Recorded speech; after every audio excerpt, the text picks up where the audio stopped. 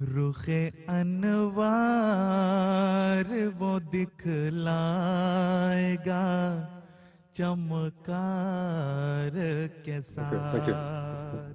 ان کا سوال پہلے تو ہے کہ میں بعض باتیں مجھے یہاں آ کے معلوم ہوئی، مجھے پہلے پتہ نہیں تھا کہ کیا صحیح عقیدہ کیا ہے جماعت کا یا مسیح کے متعلق کیا مانتے ہیں. اب آخر پہ فرماتے ہیں کہ میرا اصل اب سوال یہ ہے کہ مرزا صاحب جو آئے تو انہوں نے قرآن میں کوئی اضافہ کیا. یہ سوال بڑا دلچسپ ہے اور یہ اٹھایا جاتا ہے مختلف سمت سے، حالانکہ یہ انگریز ہیں اور زیادہ واقف نہیں مسلمانوں کے، لیکن تعجب ہے ان کے دل میں بھی یہ سوال اٹھا ہے.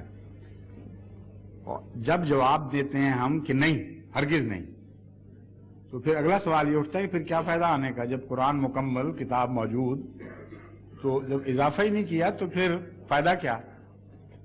اور اگر کہیں اضافہ کیا تو کہیں پھر مردود، جو قرآن میں اضافہ کرتا ہے جو کامل کتاب ہے وہ تو پھر مردود ہو گیا. تو گویا سوال ایسا ہے کہ جس کا جواب ایک شاعر کے قول کے مطابق ہمارے واسطے راہ عدم یوں بھی ہے اور یوں بھی، جو کچھ بھی جواب دو گے تم نے مرنا ہی مرنا ہے.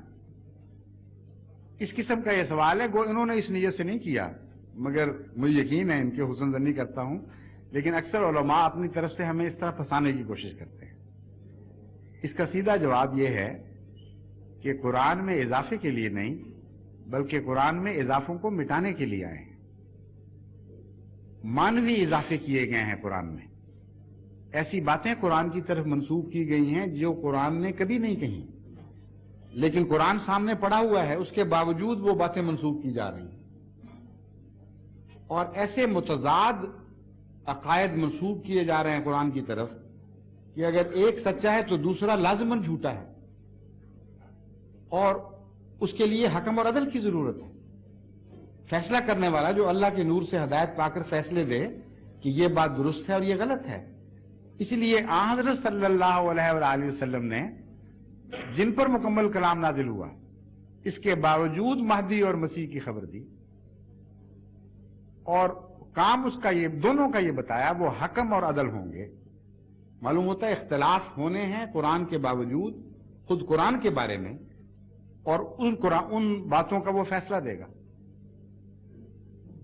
پھر اب غور کر کے دیکھے جب تو پتہ چلتا ہے کہ واقعی ضرورت ہے خدا سے ہدایت یافتہ شخص کی نہ صرف فیصلے دے بلکہ دلائل پیش کرے، مضمون کو خوب نکھار کر بیان کرے تاکہ لوگوں کے دل بھی مطمئن ہوں.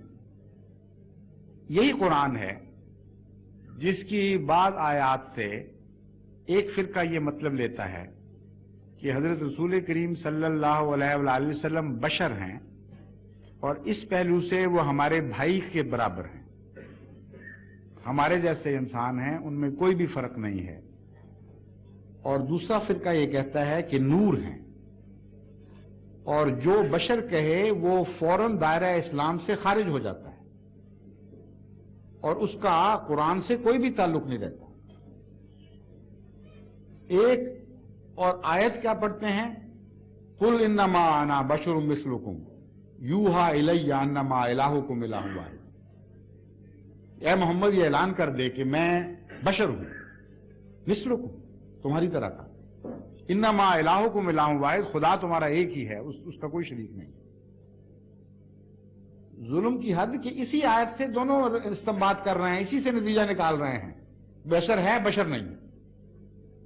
ایک کہتے ہیں دیکھ لو کہ صاف کہہ دیا بشر تمہارے جیسا، وہ کہتے دوسرے کہتے ہیں بشر لیکن مثل ہے حقیقی بشر نہیں. مثل بشر کا مطلب وہ یہ لیتے ہیں کہ غیر بشر نظر آنے والا گویا بشر ہے. اب کوئی کیا کرے، کہاں جائے؟ اسی کتاب سے استنباط کرنے والے کہتے ہیں کہ اس سے ثابت ہوتا ہے کہ حضرت علی رضی اللہ تعالیٰ عنہ وسیع تھے اور باقی سارے صحابہ منافق تھے جنہوں نے آپ کی بیعت کی بجائے دوسروں کی بیعت کر لی جو نعوذ باللہ غاصب تھا. کہتے ہیں اسی قرآن سے ثابت ہوتا ہے. دوسرے کہتے ہیں کہ انا للہ یہ تم ظلم کیا کر رہے ہو، اسی قرآن سے ثابت ہوتا ہے کہ جو حضرت علی کو بلا فصل خلیفہ مانے وہ جھوٹا قرآن کے خلاف، اور خود علی نے بھی ان کے بیان کے مطابق پہلے تینوں خلفاء کی بیعت کی تھی، اس لیے تمہارا عقیدہ مردود. اور دونوں قرآن اٹھا رہے ہیں ہاتھ میں کہ دیکھ لو اس سے یہ ثابت ہوتا ہے، دیکھ لو اس سے یہ ثابت ہوتا ہے. 72 فرقے بنے ہیں اور قرآن ایک ہے. ابھی بھی حکم عدل کی ضرورت نہیں. اس لیے اضافہ کرنے والا نہیں آنا تھا، اضافوں کو مٹانے والا آنا تھا. اختلاف پیدا کرنے والا نہیں آنا تھا، بلکہ اختلافات کو حل کرنے والا آنا تھا. اور اس کے لیے اللہ کے نور کی ہدایت ضروری ہے، اللہ تعالیٰ کی طرف سے خاص تعلق ضروری ہے.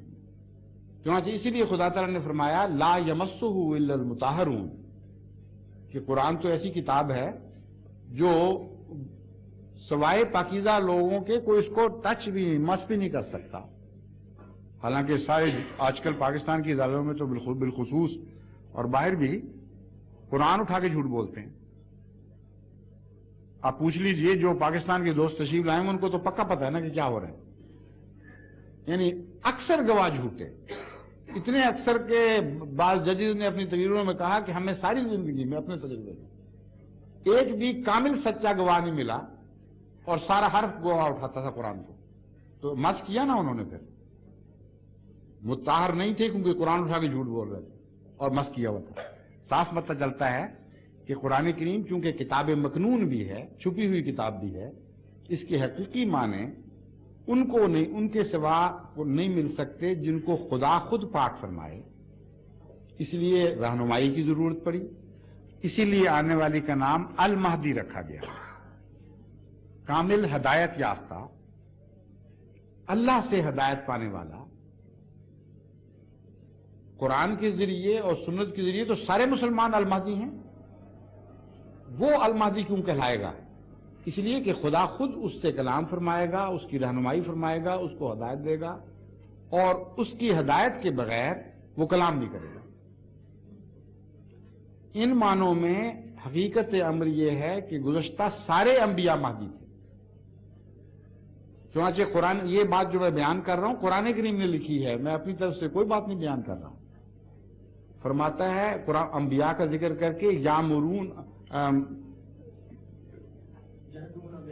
یہدون بامرنا، فجعلناہم، جزاکم اللہ، فجعلناہم ائمۃ یہدون بامرنا. یہ سورہ انبیاء میں بھی ہے اور 2-3 جگہ اور بھی اسی آیت کو اسی طرح بیان فرمایا گیا ہے کہ خدا انبیاء کا لسٹ بتائی گئی کہ یہ انبیاء تشریف لائے، ان کا نام کیا رکھا، وہ کیا کرتے تھے. فرمایا یہدون، ہم نے ان کو امام بنایا. پہلی ان کی صفت یہ بیان فرمائی کہ وہ سارے انبیاء ائمہ تھے اور ایسے امام تھے جن کو ہم نے بنایا تھا، خود نہیں بن گئے تھے. دوسری یہ بات بیان فرمائی یہدون بامرنا، وہ اپنی طرف سے ہدایت نہیں دیتے تھے بلکہ ہمارے حکم کے مطابق ہدایت دیتے تھے، یعنی مہدی تھے. ہادی وہ ہوتا ہے جو اپنی طرف سے ہدایت دے رہا ہے، مہدی وہ ہے جو پہلے ہدایت پاتا ہے. تو نبوت کی تعریف ہی یہ فرمائی گئی ہے کہ وہ امام مہدی ہوگی. اور حضرت صلی اللہ علیہ وآلہ وسلم جب فرماتے ہیں کہ میرے غلاموں میں سے اللہ تعالیٰ ایک المہدی پیدا کرے گا اور خدا اس کو حکم اور عدل بنائے گا، تو مطلب بالکل واضح اور کھل جاتا ہے. ضرورت یہ ہے اس کی کہ اپنی طرف سے کلام کرنے والے تو کروڑوں ہوں گے اس وقت. ہر عالم اپنے معنوں کی طرف کھینچ رہا ہوگا، کسی کو الہی سند نہیں حاصل ہوگی. ایک ایسا غلام امت محمدیہ میں پیدا ہوگا جسے خدا تعالیٰ اپنی سند سے منسوب فرمائے گا، اس کی برکت بخشے گا، اور پھر وہ اس مقام پر کھڑا ہو جائے گا کہ فیصلے فرمائے گا. رخ انوار وہ دکھلائے گا چمکار کے ساتھ. رخ